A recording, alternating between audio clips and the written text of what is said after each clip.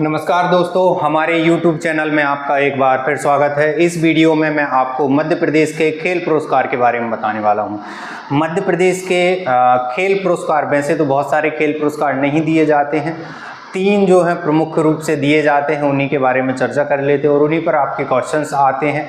Questions कई pattern में set किए जाते हैं, जैसे रिसेंटली किस प्लेयर को दिया गया है, या शुरुआत कब हुई थी, या उनमें क्या क्या योग्यताएं होनी चाहिए। तो इन्हीं कैटेगरी में क्वेश्चंस पूछे जाते हैं। तो इसी पर आधार बेस आपको डाटा दिया जाएगा ताकि आपके किसी भी एग्जाम में कोई भी क्वेश्चन आए आप उसे अच्छे से कर सकें।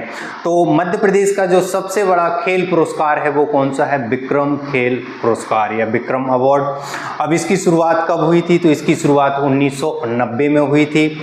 1990 से ये पुरस्कार दिया जाता है और ये मध्य प्रदेश का सबसे बड़ा खेल पुरस्कार। अब किन लोगों को दिया जाता है, किन खिलाड़ियों को दिया जाता है? तो इसके लिए कुछ योग्यताएं डिसाइड की गई हैं, निर्धारित की गई हैं।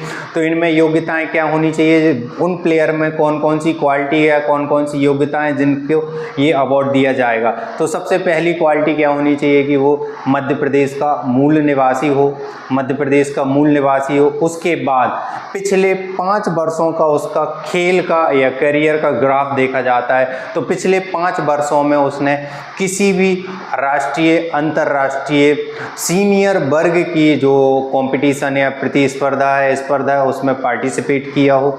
उसके बाद ये जो है कितने, कम से कम 2 वर्षों तक, है ना। तो पिछले 5 सालों में उसने 2 वर्षों तक, यानी कि लगातार या 5 वर्ष के गैप में किन्हीं भी 2 वर्षों में उसने नेशनल और इंटरनेशनल कंपटीशन में क्या किया हो, पार्टिसिपेट किया हो। ऐसा कहीं भी नहीं लिखा है कि किसी भी प्रतियोगिता में वो जीता हो, सिर्फ पार्टिसिपेशन के आधार पर भी दिया जाता है, ठीक है। उसके बाद ये प्रति वर्ष अधिकतम कितने, 12 प्लेयर्स को दिया जा सकता है। तो प्रत्येक वर्ष ज़्यादा से ज़्यादा कितने लोगों को, 12 प्लेयर्स को दिया जाता है। अब इसकी राशि कितनी है? तो राशि इसकी कितनी है? 2 लाख रुपए। 2 लाख रुपए तक किसी भी जिन प्लेयर को दिया जाता है उनको ये मिलता है। फिर उसके बाद आपका एकलव्य अवार्ड, जो कि 1994 से शुरू हुआ है, एकलव्य अवार्ड।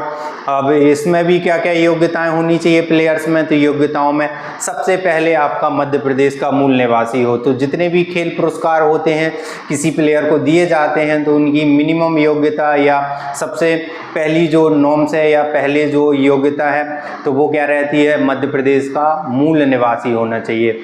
अब एकलव्य पुरस्कार है तो इसमें एज रिस्ट्रिक्शन है, तो कोई भी खिलाड़ी जिसको दिया जाएगा वो 21 वर्ष से अधिक का ना हो। पहले 19 वर्ष था, 2021 में इसमें कुछ रिफॉर्म हुए हैं, कुछ सुधार हुए हैं, तो उसके बाद इसकी उम्र बढ़ा के कितनी कर दी गई है? 21 वर्ष कर दी गई है। उसके बाद फिर वही कि पिछले 5 वर्षों का करियर देखा जाएगा।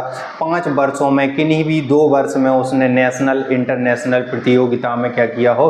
पार्टिसिपेट किया हो। उसके बाद इसमें कितने प्लेयर्स को दिया जाता है? तो ये अधिकतम 15 खिलाड़ियों को दिया जाता है। तो ये याद रखने वाली बात है।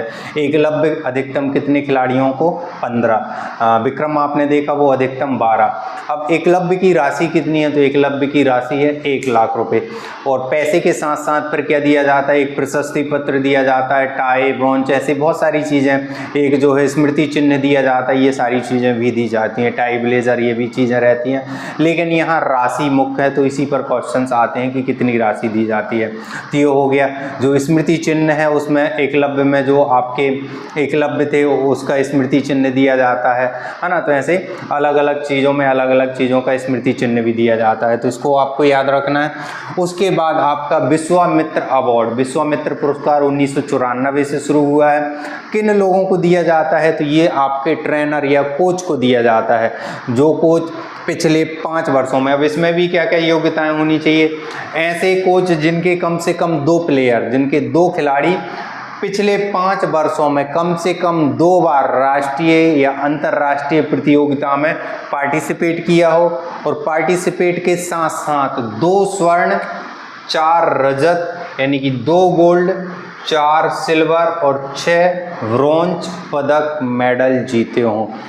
तो विश्वामित्र अवार्ड के लिए उस कोच को सिलेक्ट किया जाता है जिस कोच के कम से कम 2 प्लेयर ने पिछले 5 वर्ष में 2 गोल्ड मेडल, 4 सिल्वर मेडल और 6 ब्रॉन्ज मेडल जीते हों, तब जाके उसे विश्वामित्र अवार्ड दिया जाएगा। ठीक है, अब कौन से कंपटीशन में, वो कोई भी हो सकता है, नेशनल या इंटरनेशनल हो सकता है। अब अधिकतम प्रत्येक वर्ष ज़्यादा से ज़्यादा 3 कोच को ये अवार्ड दिया जा सकता है। अब इसमें पैसा कितना होगा, तो पैसा 2 लाख रुपए, जितना विक्रम अवार्ड में दिया जाता है उतना ही आपके विश्वामित्र अवार्ड में दिया जाता है। उसके बाद मलखम्ब, जो कि हमारे मध्य प्रदेश का राजकीय खेल स्टेट गेम है, उसके लिए प्रभास जोशी पुरस्कार की शुरुआत की गई, कब, 9 अप्रैल 2013 से, और इसमें भी राशि या पैसा 2 लाख रुपए दिया जाता है। उसके बाद एक लाइफ टाइम अचीवमेंट पुरस्कार दिया जाता है, ऐसे लोग जिनने अपना जीवन खेल के लिए समर्पित किया, अच्छा काम किया, उन लोगों को ये दिया जाता है, और इसमें राशि कितनी है, इसमें भी 2 लाख रुपए है। तो ये खेल से संबंधित पुरस्कार हो गए।